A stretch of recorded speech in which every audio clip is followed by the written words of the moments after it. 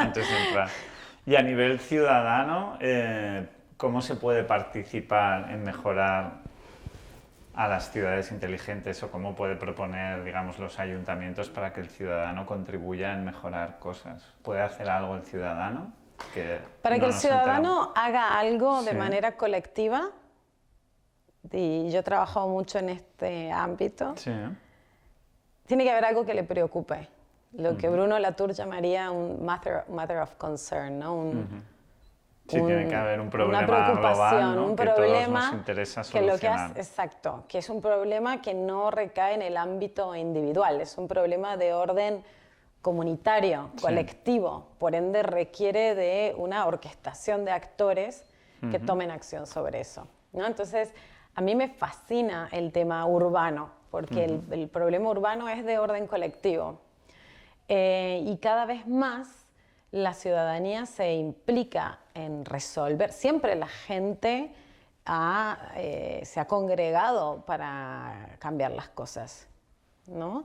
Cuando hay un gran Cuando hay un problema ¿no? que le afecta. O sea, primero, no podemos pretender que la gente esté activada todo el tiempo. La gente se activa cuando hay una problemática que le afecta. Por el resto del tiempo está viviendo su vida que ya de por sí es complejo. Entonces se activa cuando algo le preocupa.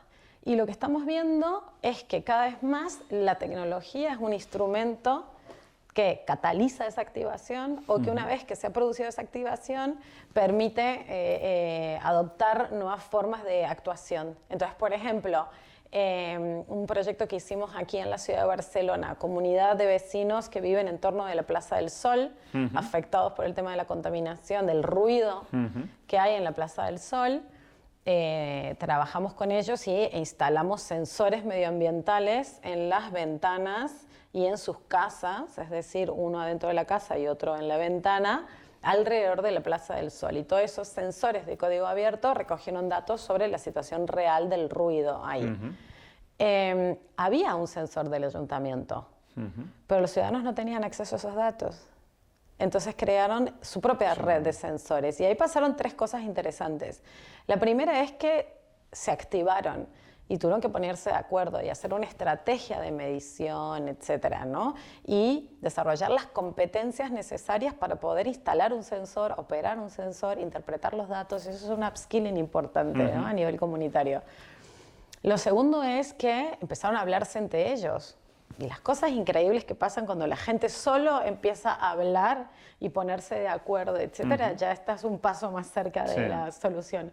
Y lo tercero fue que con los datos sobre la mesa lograron decir, oye, es que esto no es un problema de percepción de contaminación acústica. Los datos muestran que el ruido en este sitio está por encima de la normativa vigente que regula el nivel de ruido en un espacio de ocio. Que el ayuntamiento tenía los datos, pero no había hecho nada. Y entonces con esto pudieron sentarse en la mesa de los grandes y tener una conversación y lograron también contribuir una serie de ideas para mejorar la situación, muchas de las cuales el ayuntamiento implementó. Entonces esto es un nuevo modelo de ciudadanía activada, digamos, y que se empodera con la tecnología para poder resolver sus asuntos con instrumentos nuevos, digamos. Y los sensores, entiendo que pueden servir para diferentes problemáticas, actividades y demás, ¿no? ¿Cómo funciona?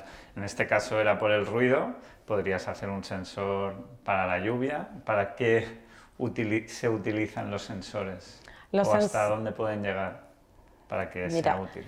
En la ciudad de Bristol hicimos sensores con la ciudadanía que eran sapos, porque los habían diseñado los niños,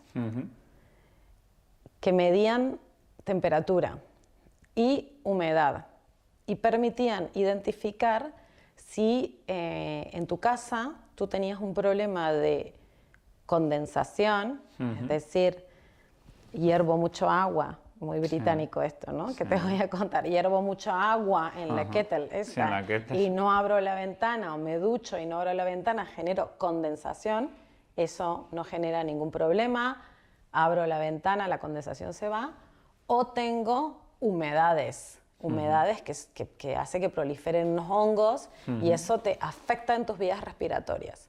La humedad en las casas, en lugares como Bristol, está directamente relacionada con el absentismo escolar, genera un estigma social, es un problema grave y es para la mayoría de la gente que alquila, lo que la gente no sabe es que si tú tienes humedad y no condensación, la responsabilidad de reparar eso es del que te alquila. Pero para eso tienes que saber si es un problema de condensación o de humedad. Y para eso hicimos estos sapos que instalados dentro de la casa, eran sapos open source, los hacíamos con un Raspberry Pi y un algoritmo creado por el Departamento de Matemáticas de la Universidad de Bristol en trabajo con toda la comunidad. Esos sapos ayudaban a la gente a entender cómo sus conductas adentro de la casa tenían incidencia en la humedad que había en la casa, etcétera, y si tenían un problema de condensación y con humedad. Y con ese dataset lograron ir al ayuntamiento a decir, oye, aquí hay un problema. Mapeando estos datos también se dieron cuenta que la mayoría de las casas con humedades estaban en un delta, hay una cuestión ahí del barrio en el que, y los cimientos de las casas, etc. Entonces eso es un ejemplo de unos sensores ciudadanos aplicados a un tema súper específico de una comunidad, que era el tema de las humedades en las casas. En Barcelona te comenté del caso de la contaminación acústica, sensores para medir el ruido en la Plaza del Sol. Además, aquí en Barcelona, en España, hicimos un proyecto donde distribuimos 5.000 plantas de fresa para medir la calidad del aire. Las plantas de fresa es un método bastante interesante de biosensores. Las plantas de fresa las repartimos, 5.000 plantas de fresa en distintas ciudades. Aquí en Barcelona creo que repartimos 1.000. Sí. La gente las ponía en su balcón. Nosotros geolocalizábamos, digamos, dónde estaba esa maceta. Y a los 3 meses cortaban 3 hojitas y nos las enviaban en un sobre. Con un método de biomagnetización contábamos, digamos, las partículas. Tú piensas que la contaminación en el aire son partículas que tienen componentes metálicos y cuando tú las respiras, incluso van hasta tu sangre, te hacen mucho daño. La contaminación del aire es un problema real en Barcelona. Entonces, con este método de biomagnetización, sabiendo dónde habían estado, cuántas partículas había concentradas, de qué tipos, y sabiendo dónde habían estado estas hojas, pudimos crear mapas tridimensionales de contaminación del aire usando plantas de fresa. Ese es otro tipo de sensor natural que genera una participación ciudadana impresionante, porque ¿quién no quiere tener una planta de fresas en el balcón? Que además la contaminación se queda en las hojas y no en la fresa te la puedes comer.